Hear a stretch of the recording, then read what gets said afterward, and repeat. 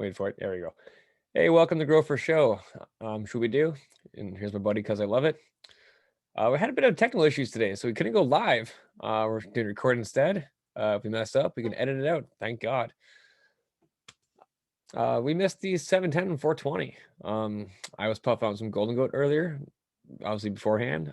Cuz was here trying to go live with some technical issues, and yeah, as we see, didn't go so well. How are you doing, Cuz? Not too bad, man. Not too bad. Yeah, definitely couldn't figure out the live issues. Hopefully next time we can get that going. I'm smoking on some Primal Punch and some Super Lemon Haze and some Donkey Butter. Donkey Primal butter. Punch. What is that? That is just a strain that I got from a friend of mine. Pretty good. It I has a honestly name that says otherwise. I don't know anything about it other than it's called Donkey Butter and it gets me really stoned. The primal is in the form of dabs, rosin, and the other two are flowers. So I'll be smoking on that today. Nice, nice. Yeah. How about some let's do a little garden update first. Maybe we could talk a little bit about what's going on in our gardens and maybe fill people in on any future plans, that kind of stuff. Okay. Where are you at right now? With the breeding project for Operation Grow, I just chopped those plants down on Saturday evening. They're drying. Everything looks seeded as all hell. That's Um, but I'm looking forward to it because it's better than trimming. I'll shuck seeds instead. But I got a good hash brown coming up. Let's put it that way. yeah. Exactly. In the actual other tent, the 5x5, everything's on starting week 3 of flower, and it's budding nicely. I called my mills there 2 weeks ago. I still have some cuttings going for the outdoor season, but they're kind of just pre-flowering, just in the cloning machine. Cool. Yeah, what about yourself? So I chopped down my flowering tent. I had some Primal Punch in there, two different phenotypes, two plants of each, and that's the end of that round. I've got 4 seeds I popped this time, so I got different phenos or different strains completely going in there. We'll get into that when we do like a full grow update or something, and we'll talk more about those. But that's the gist of what's going on in there. So right now I've got nothing in the flower tent, just plants hanging and drying. They're 4 days into that, so it'll be You said you hang whole plants? Yeah, I try to hang whole plants as much as possible. I find because I dry trim, so I hang the whole plant, dry it, and then trim. Some people will wet trim. I like to dry trim because I feel like more plant mass equals more moisture, which gives me a longer drying period. I like to stretch that out as long as possible.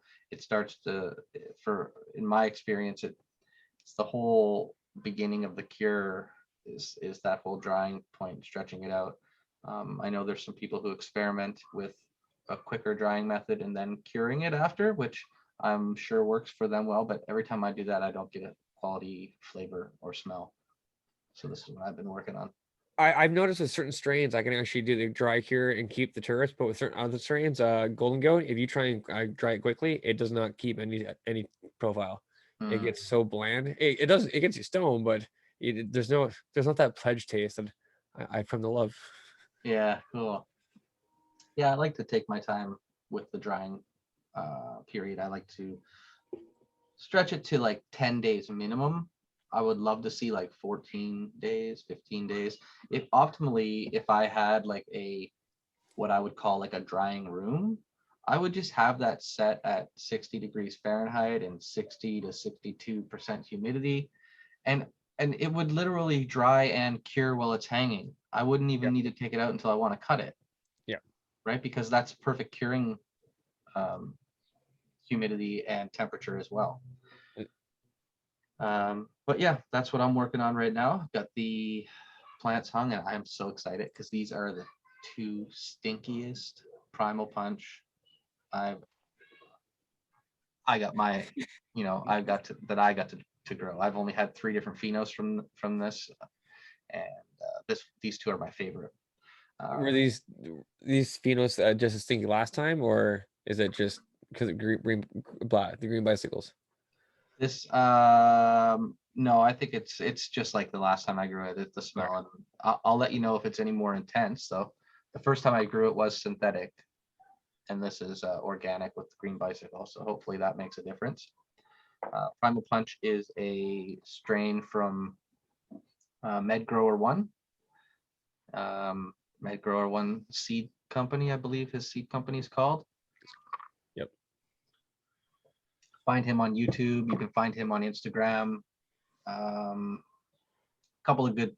He's got a couple of good crosses, and apparently some of his newer ones are even better.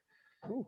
I don't know too much about them. I know he's got a smashed cake. I know that just because I have the sticker right here. So I was looking back to see the name of the sticker. He's got smashed cake. He's got a few others. I honestly can't remember them all. One like silverback or something. I don't know, but check them out. I honestly enjoy just watching his content because he's kind of a down to earth kind of dude. You watch his videos, and I don't know. I've yet to watch them. I'm not. He's a nice guy. He seems like Yeah. a nice guy anyway, from what I watch. So yeah, let's talk a little bit about today's show topic. What are we going to get into today? Genetics. Genetics. That's fun. So we kind of started like I guess like helping a new grower get started with our first couple episodes. So if you're not sure what that's about, check out the first couple episodes that get you kind of caught up to where we're at today. And today we're at the point where you've decided on your space and your equipment, and you've put it together, and you've done all that kind of good stuff, and now you're looking at, what do I get to grow? This is actually my favorite part, really. Like, what is going to satisfy me?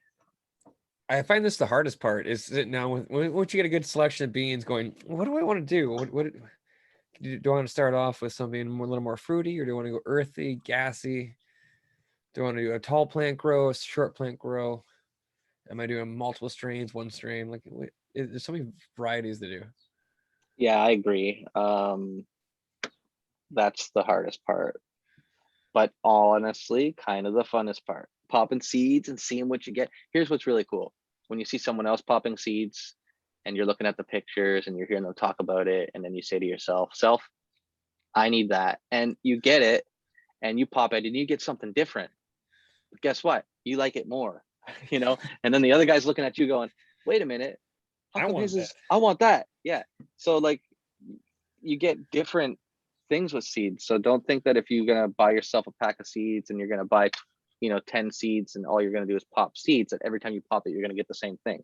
Unless you're popping like F4s or F5s, then yeah, exactly. Yeah, we can talk, actually we'll get into a really good genetic conversation one day about strength of what it means to be an F1, F2, F3, F4, and how that affects the seed. But today we can just talk about the goodies of getting some good seeds. Yeah. So you actually made your own seeds this time, which is kind of cool. Yeah, I'm very excited to pop those. I actually ran a little tester with the 4 seeds I popped off of each plant earlier on. Everyone germinated, so I'm like, yes, I got something to go. I can't wait to see some of them hit my streets so that I could pop some too. Yeah, I'm excited. I think I'm gonna focus on the AK first. The AK cross the Storm Shadow. Oh fuck! It's gonna be delicious. I'm hoping for a nice bud structure on it, because the AK already has one, but it doesn't swell up the way I like it to. Yeah. Like, if I'm doing a plant, I veg it out for a 4-week cycle, I'm maybe getting a half pound for that plant. Mm-hmm. Okay, the Storm Shadow, from what I hear, you can get a pound and a half that plant. So nice. It's like, I've heard that before, but the male, the flower structure was amazing. So I'm like, okay, this gets potential here. You never got the flower out any Storm Shadow yet? I'm doing it right now. It's in the flower tent, so yeah. Okay, cool. That's really cool. Yeah. So yeah, we're gonna talk a little bit about seeds. So let's start with talking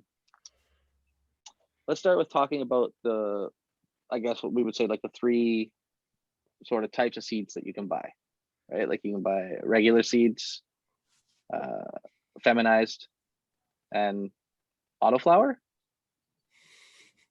Is that basically it? what I'm thinking. Yeah. My experience.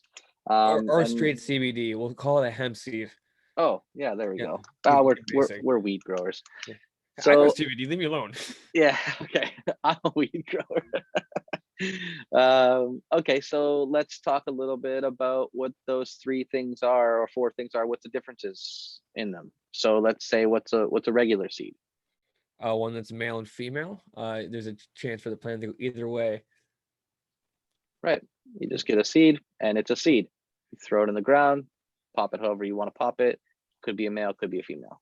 We call it nature's finest. It's the way it occurs in nature. You very rarely get a feminized seed in nature. Yeah, that's right. And to go on to the next one, feminized seeds. So what's a fem seed? Feminized.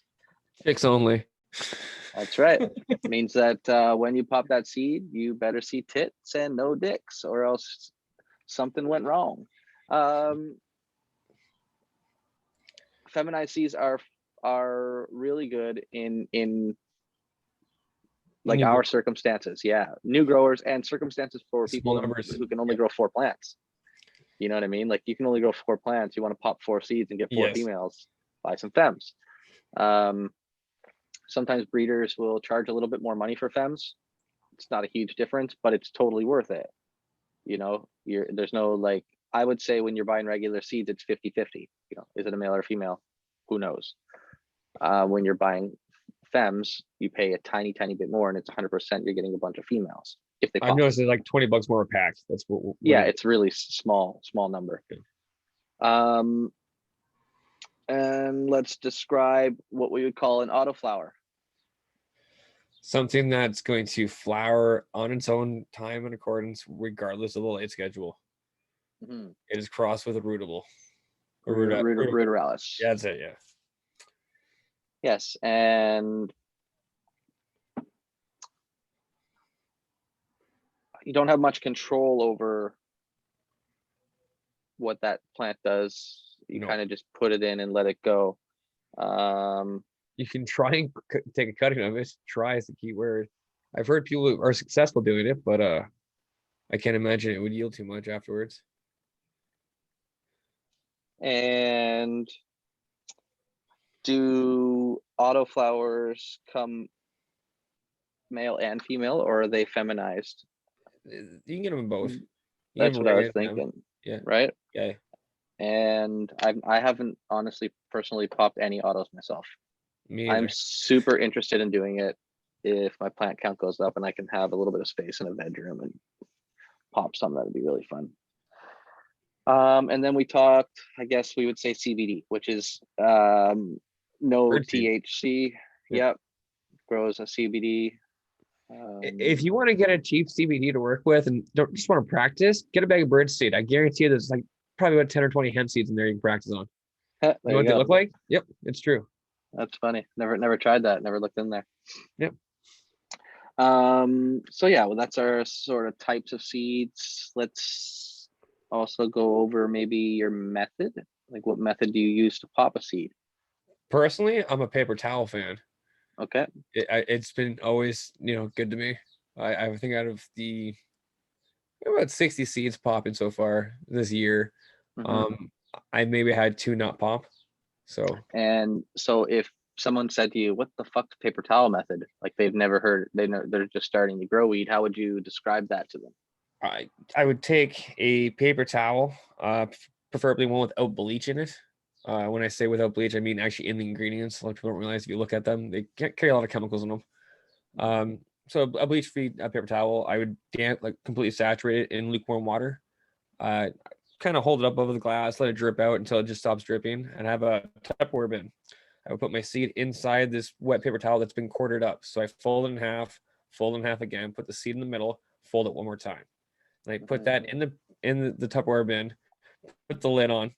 I will put that on top of, usually it's my Bell little receiver in between the TV and the cable box. Keeps it warm enough. I don't need a heating pad. Yep. Nice. On top of your computer works great.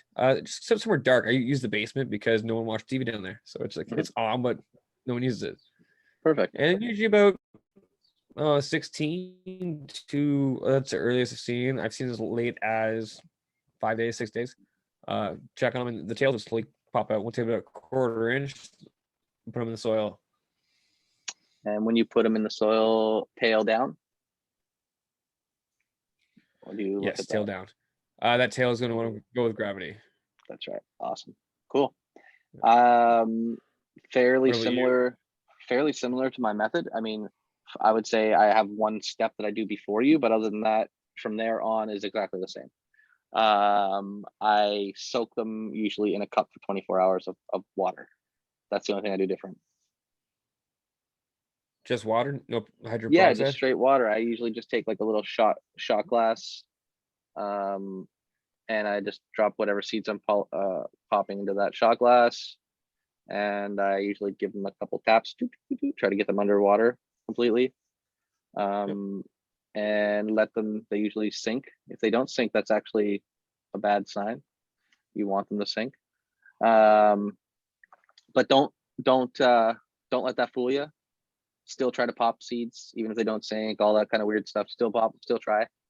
And then I do the same thing. I take that actual little cup and I actually just pour that right onto the paper towel. That what gets it wet. I fold it up, and then I actually a little bit different. Instead of a Tupperware container, I slip them into a baggie. What's the difference, right? Zip that up, and I throw that somewhere warm and dark, and I let them germinate. Sometimes I'll see the seed crack in the cup. Right, I already see the seed crack. You can kind of see where the tail is going to come out. Then I put it into the water and I let it come out about a 1/4 inch or so from there. And same, I would say, I've seen it happen overnight and all the way up to like 4 or 5 days, 6 days before pop. Sometimes I don't even see the seed and I say to myself, fuck it, it's going in dirt anyway with the rest of them. And I put it in the dirt and I still do the same thing I did with the rest of them. I give them that little bit of water, I put them under the light and they still come up. So I've had lots of different experiences with that actually. What do you do with old seeds? Do you do anything different? If you had a seed sitting around for a year, 2, 10 I years? think that's why I started the whole soaking them in water method. I've gone the scarification route with that before. Have you? Yeah, Sort I've of had to throw it in a container with some sandpaper or something and shake it up. shake it around. Yeah, That's a great little idea. Get a little Yeah. bit of scratches on the outside of it, help the just water makes it get rough. into it. Yeah, That or so I got a little tip for what I would say for most growers or new growers when you're popping after you pop your seed and you're putting it into, let's say you're going to use like a solo cup or a little 4-inch square or whatever you're going to put your seed in. A lot, in my experience, a lot of seeds when they first come out, they like this string right out, whoop, a long little base underneath them. So what I do when I pop it, I put it into this cup is I only put my medium till about here, and I dig my little hole and I pop my seed in the middle and I let it do its little stretch. It stretches up usually above here, and then I backfill my cup up, and that holds the seedling strong, and that will all turn into root structure. It'll root from everywhere in there. It's just a little word of advice for people, because you're going to get these little stringy things and say, how do I hold them over? You're going to get like toothpicks and try to sting them up. It's not worth your time. Try that. Works great. So that's pretty much most of the methods, I guess, popping seeds. What other kind of techniques, or do you know any other things that you would do for an old seed? I've heard people soaking them in amino acid. Okay. That'll work. Usually for like just a couple hours though, not overnight. Okay. Other than that, not too much. The only other thing I do is when I put my seeds into the soil after the tail comes out, the first time I give them I give them a little bit of water when I do that. And I always, over the last 3 years, I always use recharge at that point, because that's real best time to inoculate it. Get it inoculated right away, and it should be there for the life of the seed, right? For amateur growers, what's inoculate mean? I want okay, inoculate means start the fungal growth that the roots of the plant need. you're going to inoculate it. You're going to get that fungal growth into the roots. Plants need cannabis plants need a specific fungi that attaches to the roots and helps it to communicate. I know a lot of people kind of got a little worried there. If you're new and hear fungus growing in my roots, but it's needed. It's Yeah, an ecosystem, folks. There's microbes, a lot of going on there. yeah. There's a reason why we What feed we're the gonna carbs. do is actually have one of our friends from the neighborhood who understands this stuff really well come on a show with us one day, and we'll get into a deep discussion about it. It's a good There's some connection to have. things in growing where you could dig so deep and you have to learn a whole new subject to get your understanding of it. So sometimes it's better to just let someone else do the science for you and take their word for it and just go with it while you're working on what you're learning. And then once you want to dig into the next subject, you dig into the next subject and you can create your own opinion or your own version of doing that. But I do trust the science on the fact that having a rhizosphere is everything. A rhizosphere would be like the atmosphere for your roots. Again, we'll get deep into those conversations later. So we're talking about genetics. I would say one real key thing about genetics is finding the right breeders. Ding, right? ding, ding. That is fucking hard. Okay. There's a lot of salesmen out there. Avoid Facebook groups. If you're on a Facebook group and someone says, "Hey, I got these premium seeds," do not buy them. Yeah, no. Go to a no. reputable dealer. You want to find good seeds, join a community and ask around. That's another thing that we would like to talk about a little bit here. This Grow Force show is not just a learning show that you come and learn. This is a Canadian community that we're going to put together. We're going to have a great website with tons of information on it. We'll get some live hangouts. We'll have you guys come and hang out with us. You can show us your grows. We can help you do things. We're going to have a place you could submit questions and we can answer back personally if you want. Maybe you don't want to share your name or your face. We're a community. We're here to help. Also, if you're not Canadian, check out the Neighborhood Grows. That's another place that Shwooby and myself are part of that is not Canadian based. It's worldwide based. That's why we're called the Neighborhood. And we can help you in that area with more than just growing weed.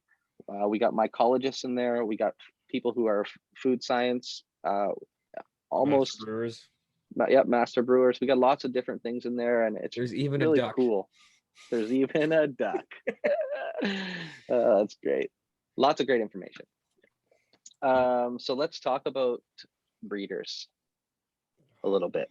What do you look for in a breeder? What's some good traits? First off, when I go to a website, we're gonna get into the websites here in a little bit. I'm gonna check out the lineage of said strains, whether they have just the parents marked off. If it just says, your female cross ? I've seen that sometimes. I hate to say it. If I'm hoping to see like not only the parents, I want to see grandparents, hopefully, and just where they got the cut from, how they selected it. I notes on the height of the plant, the stretch, flowering time. Now I understand flowering time is going to vary slightly from grow to grow, especially from indoor and outdoor. But a lot of times, a good breeder will have indoor flower times and outdoor flower times. So it's the notes taken for said product that they're putting out. If they've taken the time to put the notes in, they've taken time to do the work. If it just has like, hey, it tastes like chocolate and caramel and it flowers in 8 weeks, and that's it, no picture, or just a generic picture you find quickly on Google, no thank you. So it sounds like you want a breeder that's invested in this product. Yes. Not someone that's just growing seeds to make some money. I mean, obviously he's doing it to make money, but you want someone that sounds like they care about what they're doing. They're passionate about it. Yes. Yeah, cool. That's a good trait. I trustworthy. It's a good trait. It's a good thing to have. Passion. I like that. Caring. We need some people who really put the work in. You know, they don't just grab someone else's fucking strains and start crossing them, Yeah, calling no, it their own. You know, They've somebody who done the can, phenol hunt. They look into it. They find their keepers. yeah, and then they take that and they cross it with something else that they've put work into, and they found another keeper, and then they have a new strain that's theirs. Now they can take that and cross with stuff to create their own brand of strains, you know? It I think compounds that's so important. quickly to the work they can do, but it Mhm. it sounds a lot short time span. A proper breeding project takes roughly 5 years minimum. Some people are it's life's work. Like it's a Mhm. lot of effort put into it. Like their first round is finished now. This is just the beginning of it.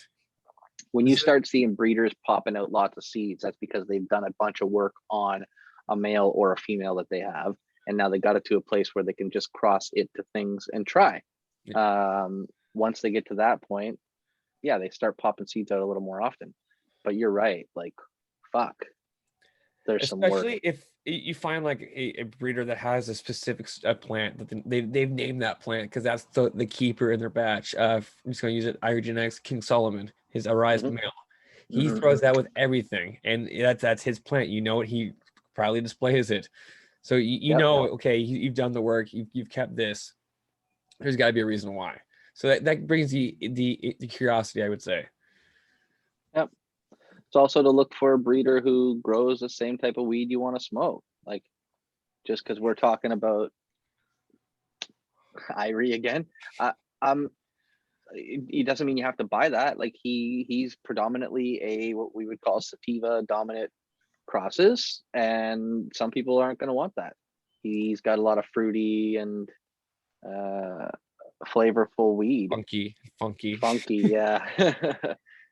I'll If tell you like you, fruity, funky weed that makes you feel like you're on a roller coaster just about to go over the edge, good stuff. Good stuff. It's a head high. If you like yeah. a couch lock stuffing, no, it's not No, your you're not buzz. going to find it there. Yeah, No, exactly. No, but no matter how amber it is, it's not going to happen. I got lucky. I got one of his, um, I would say, indica dominant strains with the Liberation OG. Nice. Yeah. So we'll see how that comes out.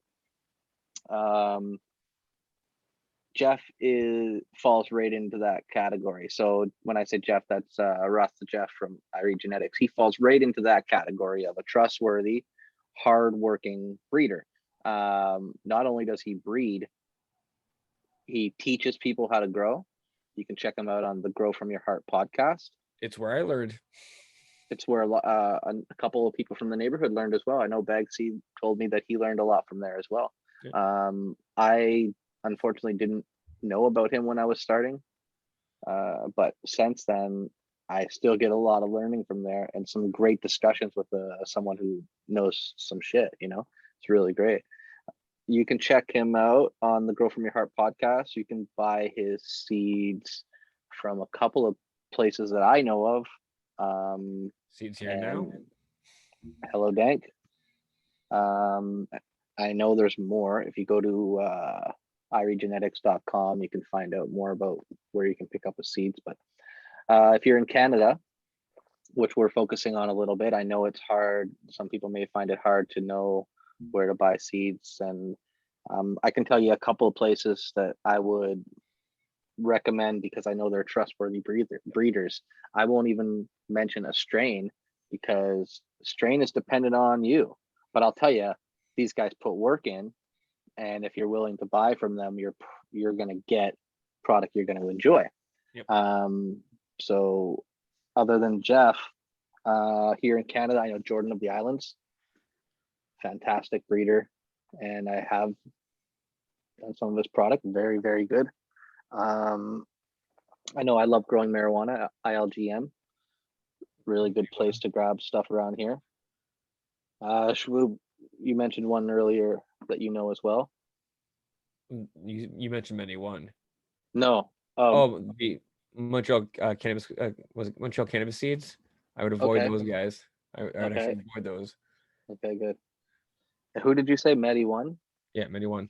Oh, Med Grower one? Yeah, Medgrow one. Yeah, yeah, definitely from him. Who else? Empire Breeding Company, good place to pick up seeds. Carries a limited amount of breeders because puts his work in and only takes Yep. breeders that he knows are going to have good genetics. Seeds here now. You can get them Canada, US. Hello Dank, another really good one as well.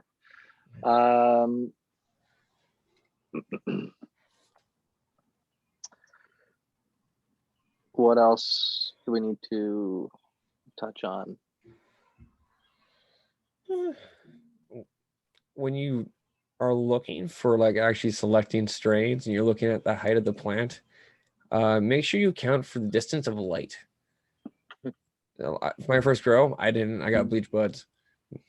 So That's a good point. Like I understand that you eat your flip time and it's how long you veg it out and flip it for, but some strains will stretch a hell of a lot more than others. Sativa dominants are gonna double or triple in size sometimes. And you might think, yeah, my plant's only 2 feet now, but I'll flip it, it'll be 4 feet. It'll actually be 6 feet. So it's gotta take a little bit of small fine print reading. That's a good point. Nobody likes bleach buds. I think a lot of new growers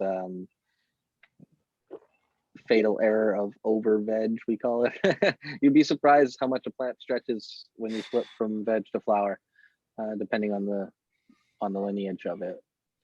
Well, it's like the 5x5 now. Some of the dark hollow stretched like unbelievably, along with the scarlet begonias, but everything else kind of stayed, 3 feet, 3.5 feet. Scarlet begonias like pushing 5. It's like, come on, guys, come on, you're not even remotely same. Yeah, I definitely recommend finding a breeder who is breeding the same kind of weed that you want to smoke. That sounds kind of obvious, but what I mean by that is go look at some pictures and read some descriptions and talk to them, because if they'll answer questions, and if they don't, you don't want anything to do with them anyway. Yes, exactly. Find something that, don't buy something because it's called, I don't know, runts or something, because like a popular strain name, just because it's crossed with that, unless you're looking for a cross of that and you know what you're looking for. Buy something because you know the breeder. Vote with your dollars. Vote with your dollars. Don't fall for the hype. There's a lot of times people will hype things up and they're actually shit. Yeah. So many times. And don't be thrown off when you pop some regular seeds and you get a pheno that you don't like from something that you've seen someone else, because you may pop some more and find one that you love. It's really cool. Pop a seed that should flower in 8 weeks. It actually takes 126 days. It's like, oh, that's a little bit different. I'd also recommend, if you're popping regular seeds, to maybe pop double the amount that you're looking for. So if you, because we're sticking to 4 plants. Yeah, you can pop them and then you can just cut them out after. You want to look for females, right? Like it's, if you wanted to keep it in the 4, then pop 4 and test, look for your females. You're probably only going to get 50%. Yeah. Call the males. We can maybe tell them how to check for male and female.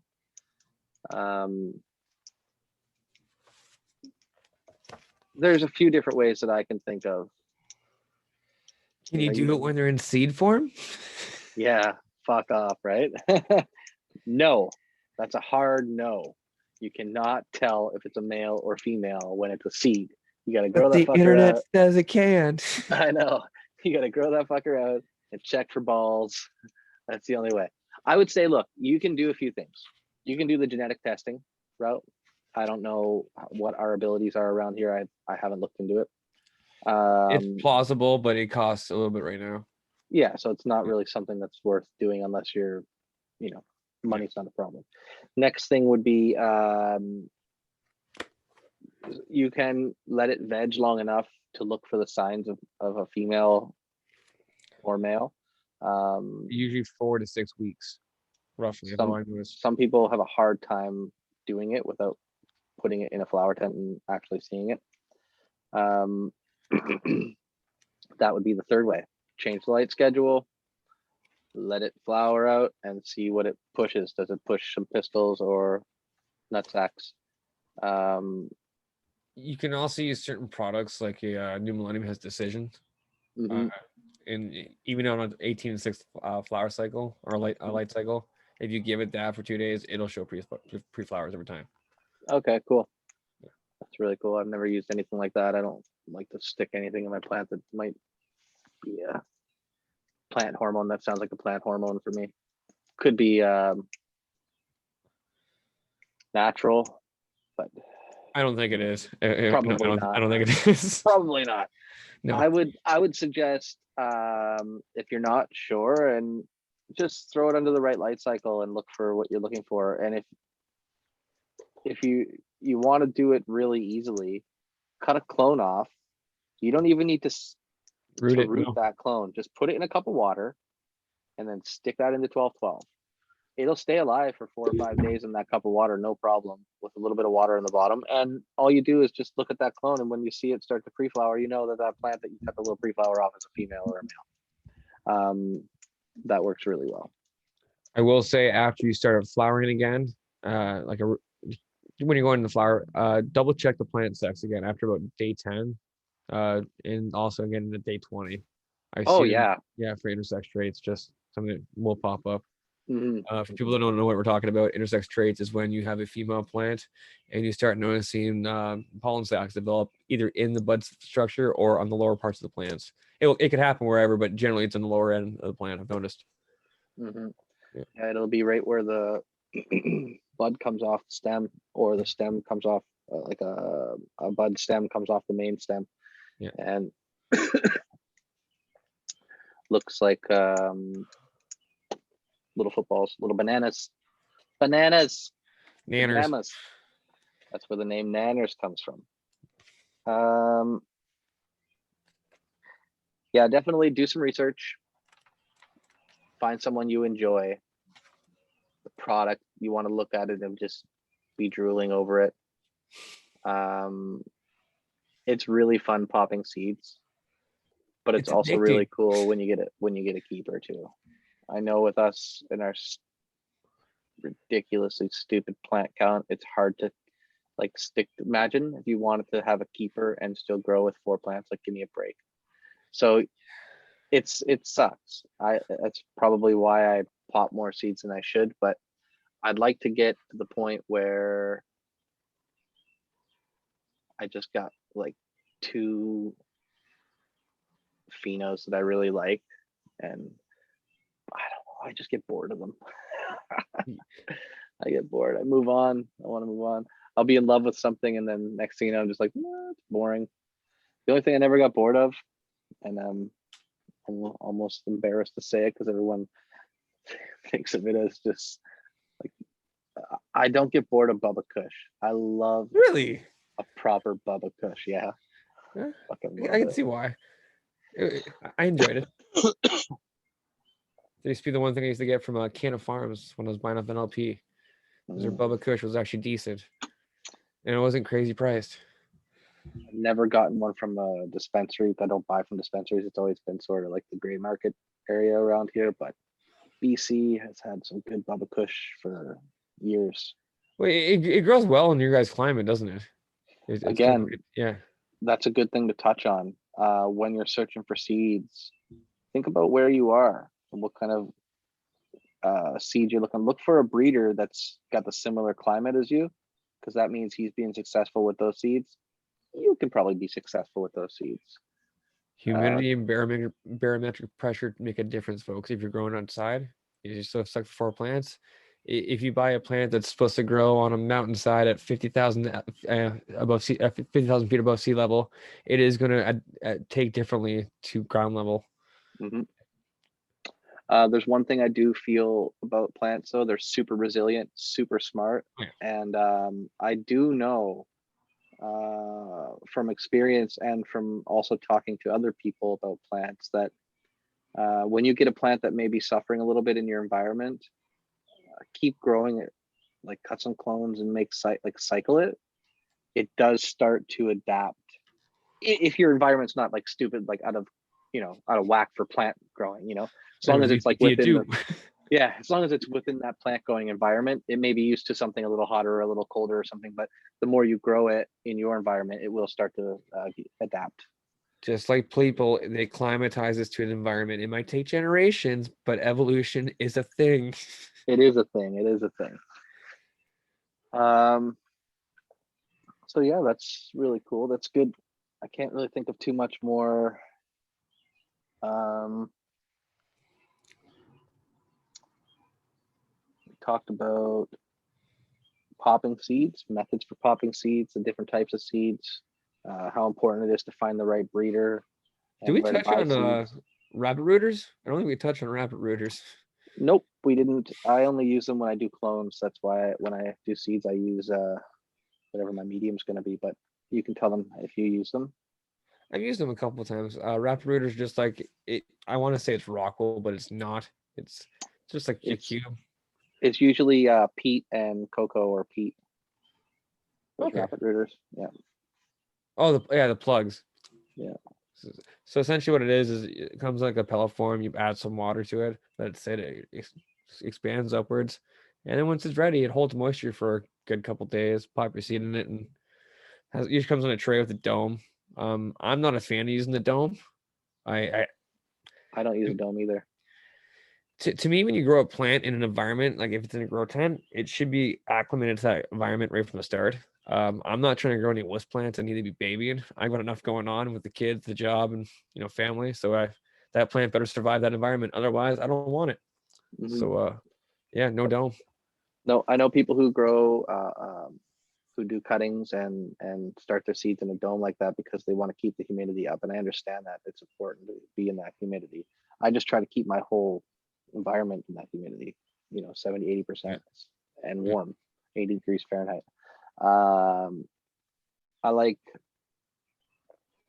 I did the dome thing for clones for a long time, but you know what, I was having trouble taking the damn dome off because the plants got so used to being in that environment they couldn't survive taking it off. You have to like open a vent for a day, open the second vent for a day, let it off for a couple hours, put it back on, let it off.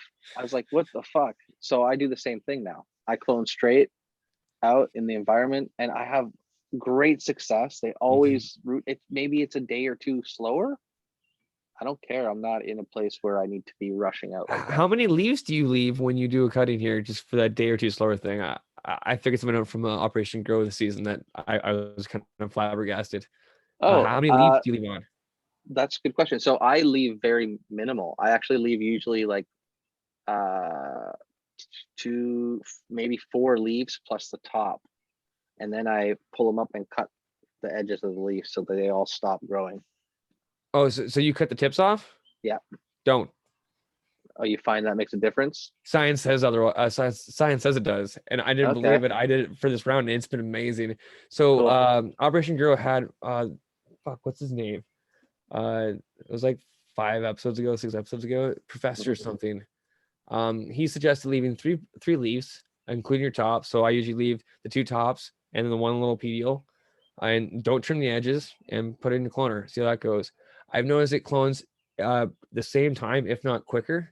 Okay. And because you leave less leaves on, once you start seeing the leaves go yellow, it doesn't have any food left. So it focuses on root growth. The more leaves you leave on, the longer it's going to take the root. Ah, But you okay. need at least 1 full pedio, you said, just to get that, like, the photosynthesis to happen. Okay. So Okay. I yeah, like that. I'll yeah. try that next time. I always did the cutting of the tips for 2 reasons: save space, filling in a tray. Mhm. But I don't need to worry about that because I'm only starting like 2 or 3 clones at a time. It's really, really simple right now. So I can do that. Um, and then it also stops them from growing. Like they don't get much bigger. They stay really stout for Yeah. longer, which I thought was focusing the growth to the roots, but maybe it's just focusing to healing its wounds. Who knows? Yeah, okay. I'll try that next time. Yeah, I figured it out a couple weeks ago when we were doing the episode, and I was like, I'm gonna try this. I was getting ready for outdoor season, and yeah, it's saved a lot of time here, not trimming the leaves tips off. Just yeah, stripping out basically. And popping also them. I'd like to say, starting seeds, the water that you use, I think it's really important to use a good starting water. Best thing to use honestly is like spring water, because it's got the natural minerals and stuff in it. If you can just get a little bottle of spring water to start your seeds in, that's really, really good. Just to help it success wise. Yeah. I've had a lot of success just using tap water because my tap water is not bad. I know there's no chlorine, there's no chloramine, and I leave it out to evaporate the chlorine.